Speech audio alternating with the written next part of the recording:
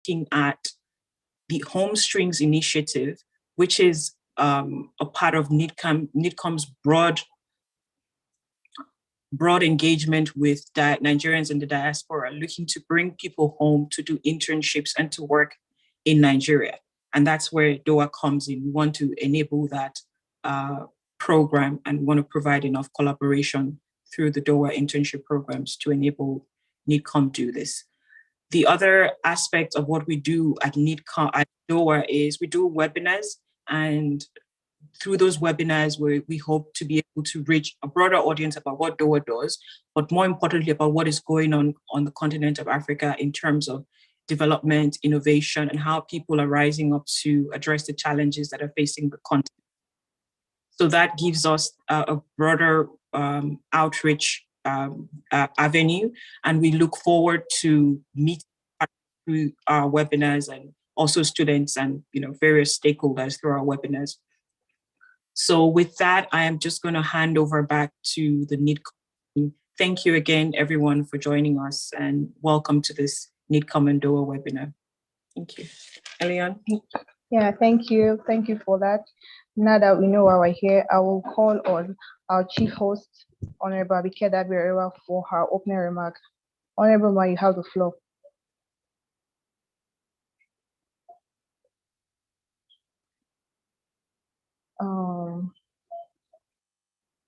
Okay.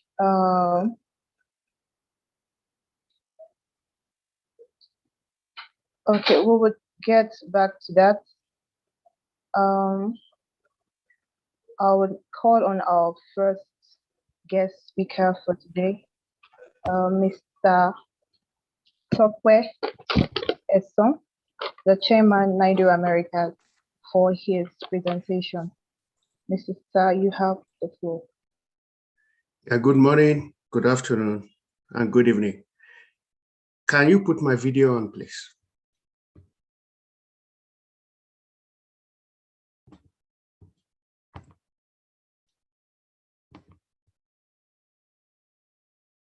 Can you please put my video on?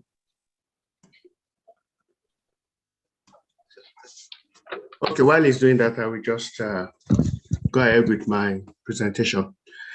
Standing on all existing protocols, I would like to thank Honorable Abike Dabirawa, Chairman and CEO of NIDCOM, for inviting me on behalf of NIDO to be part of this conference. I would also like to thank and congratulate DOA for the great job they are doing in Africa. I have 3 minutes to talk about engaging the diaspora youth in the Nigerian organizational structure. That's a long time. First and foremost, I trust that NIDCOM will ensure a well-defined structure towards achieving the goals and objectives of the program. I have no doubt in my mind about that. NIDO Americas has a vibrant young professionals arm, which has been in existence for a couple of years already. The group is very well led and has the full support of the NIDO Board of Trustees, that's the BOT. After due consultations with the leadership of the NIDO Young Professionals, I see 3 areas where NIDO can play a key role in engaging diaspora youth. The first area is consolidated diaspora platform. Nigerian diaspora organizations need to partner with one another to be able to effectively harness the talent and resources of diaspora youths toward the economic and social development of Nigeria. This is the reason why NIDO was formed, and it's a key focus area of the current NIDO leadership. When the youth see such unity among the various organizations, they will be challenged to give their best. The second area is image laundering. Thank you, host. The second area is image laundering. NIDO plans to complement Nigerian government's effort in developing a positive image among the international communities. This is one of the main objectives of the NIDO Young Professionals. The BOT will support them in strategizing to achieve this. The third area has to do with education. A well-articulated campaign of how diaspora youths can get involved in nation-building activities. Besides the involvement with the larger NIDO, it will be beneficial for the federal government through the instrumentalities of NIDCOM to organize periodic information sessions, specifically targeted at the youths on opportunities back home. On our own part, we shall include such education in the playbook we give all NIDO chapters all over Americas. I'm aware that there are still some cracks within the parent NIDO, but we are working strategically to seal them soon. This will not hinder the focus and relationship with the young professionals. Thank you for giving NIDO this opportunity, and I look forward to working closely with NIDCOM to realize the original reason for establishing NIDO. Thank you and God bless. Thank you, sir. Thank you for informing us of NIDO's commitment to youth empowerment. I think now I will now call on our chief host, Honorable Abike Dabirerewa, for her opening remark. Honorable Mike, please, you have the floor. Sorry, I'm trying to set up my system. Thank you very much. And I welcome all of you to this beautiful event. And I want to particularly, and thank you, Your Excellency, Ambassador, our ambassador to the US, Ambassador Menike, my brother, Mr. Son. Thank you for that wonderful speech. And like you said, well, a few cracks here and there, but hopefully we get everything sorted out and we can have a strong, united diaspora organization.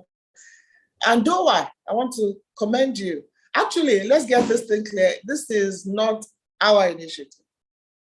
It is a DOA initiative, doing good work in Africa. DOA approached us. I saw a group of very committed, young, dynamic Nigerians in the diaspora. And we said, why not? Let's work with you. And that is why we've been able to get to this level today. And we're talking about internships. And I'm glad to know that a lot of Nigerians abroad actually want to intern at home, learn a few things and work at home. And guess what? Even African Americans are approaching us already that they want to come home. They want to be in the motherland, spend a few months of internship.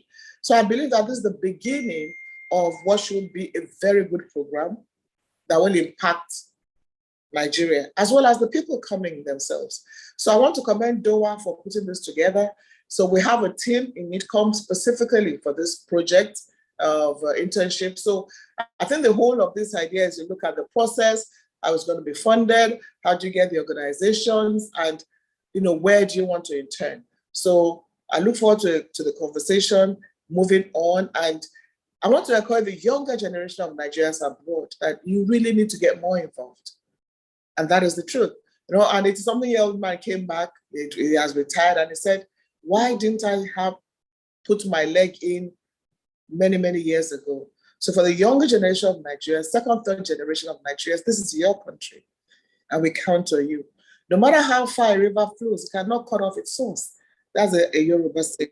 So I want to appeal to all of you that it is important that we work with the younger generation of Nigerians abroad. And the good thing is that you are all passionate, you're all interested, and you have a platform. So no more excuses. Now you have a platform specifically set up for you, the diaspora, which is the Diaspora Commission. Let's make use of the platform and ensure that we achieve positive things. As I speak with you today, we have 34 focal persons on diaspora. In other words, in every state, there's a diaspora focal person. Then very soon there'll be diaspora desks in all ministries, departments, and agencies identified in the diaspora policy. We have our diaspora summit, investment summit, Tuesday, Wednesday, so I urge you all to participate. And you are an economic factor. You should be an investment factor. And for the younger generation of diasporans, let's work together. Let's build together. There's so much we can achieve. So thank you, DOA, for putting this together. And I thank NIDCOM team that are working on this. And I look forward to a fruitful partnership. Thank you very much, and God bless you. Thank you. Thank you, Ma. Thank you, Ma. Thank you, Honorable, for your challenging yet encouraging work. Now, I would like to call on Mr. Segun Adeyino, Chairman NAPAC, for his presentation. Mr. Segun, sir, please, you have the floor.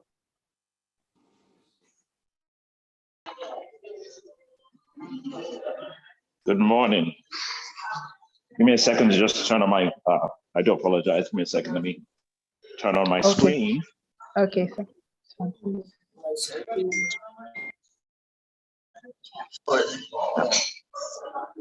Can you see me?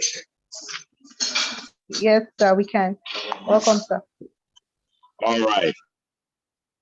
Thank you.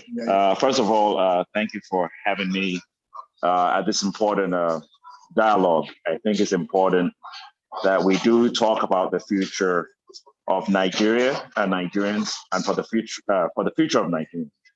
I belong to an organization called the Nigerian American Public Affairs Committee, based in the US.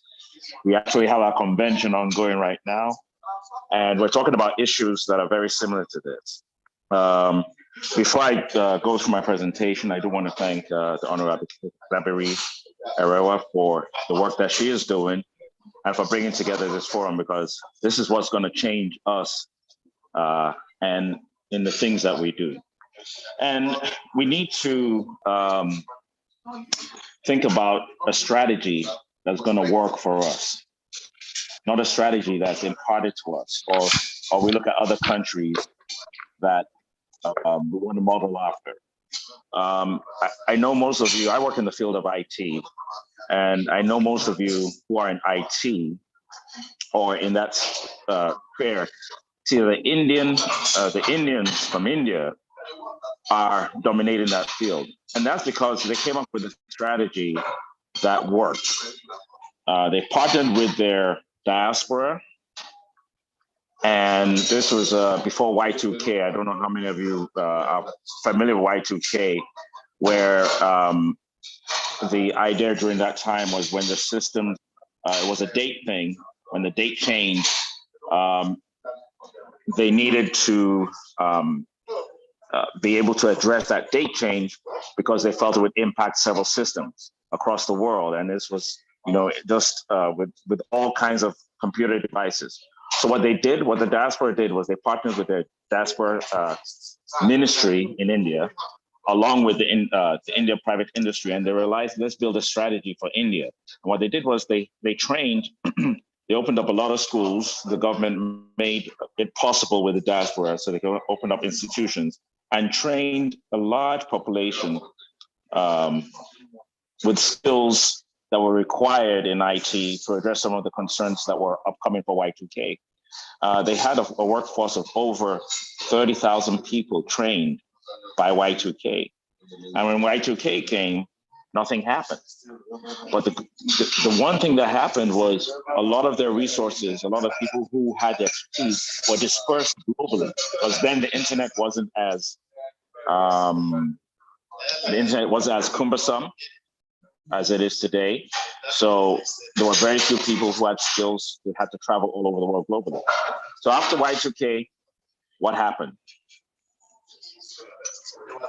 The Y2K was done, but yet you had a large population of people who had skills that were transferable. And then the internet was growing. And because of the base understanding they had with technology, they were able to now go to the next phase was, hey, we have a new technology, it's called the internet. We already have the infrastructure in place to train people and engage them. And they did that repeatedly and duplicated the effort that they did for Y2K. And that workforce grew to 300,000 plus people. And what happened over the years, a lot of the tech companies started outsourcing to India. And India became the workforce, and we call it offshoring and outsourcing. India became the workforce for the IT industry. And over the years, another decade later, what most companies found out was, hey, it's costing us money to offshore, and it's also costing us some expertise. Let's bring them in-house. So they created special visas, and they allocated those visas again to that workforce. And I'm particularly talking about India, so you can see over time how that strategy became useful. So over the years, they had built a workforce that now needed to come over, in particular into the US. I'm sure in other countries it was very similar. And they created special visas to bring them to the US. And during that process, a lot of them became residents, a lot of them became, a lot of them stayed in the US. And then they they started being hired by US companies. And now when you look across the IT field today, the spectrum, you would notice that a lot of the leadership have Indian heritage. In addition, they have now tied back home to their home country and built institutions to support that field. It's nearly impossible that you go to any institution that you won't see a strong representation of Indians who have the intellect, not just in India, but globally, to support certain IT initiatives. This is where we can come in as Nigerians in diaspora to find a way to partner with Nigerians back home and figure out how do we push the needle.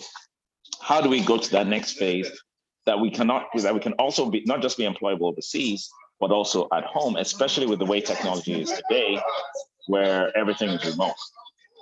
How can we apply this to other professions? How can we develop those ideas to be innovative, and look for a stronger future? And that's the challenge that I would like to put to us today. As we think of an internship program, how can we transfer knowledge that we've gained and empower young Nigerians with skills that will take us into the next generation? So that's the challenge on the table. I look forward to listening to some of the dialogue. If there are questions, if you want to have additional conversations, you can also reach out to me. My email is oadena@gmail.com. Definitely the platform I'm on, the Nigerian American Public Affairs Committee, is engaging NIDCOM. We do have a MOU where we're working closely with NIDCOM and would like to develop this program so we see how we can get our diasporans also over here engaged with the development and nation building in Nigeria. So I'm going to close on that note, and thank you for having me. And if there are some questions I can answer, I'll go ahead and do that. Okay. Thank you, sir. Thank you for your commitment to Nigerian diaspora youth empowerment. Okay, so now we would listen to a video from Her Excellency Ambassador Mrs. Uzoma Emenike, the Nigerian ambassador to the United States. Please, let's have the video. Thank you.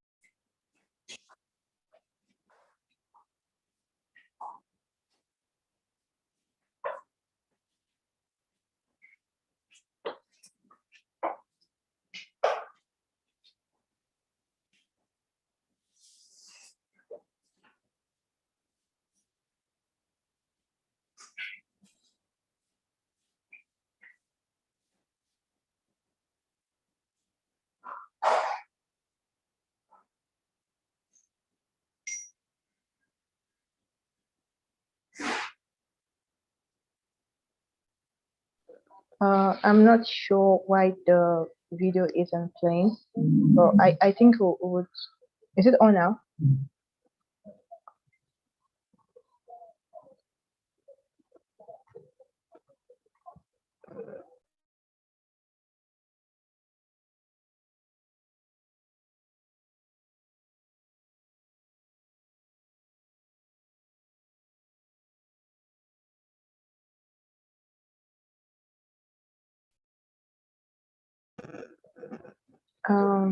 Okay, I think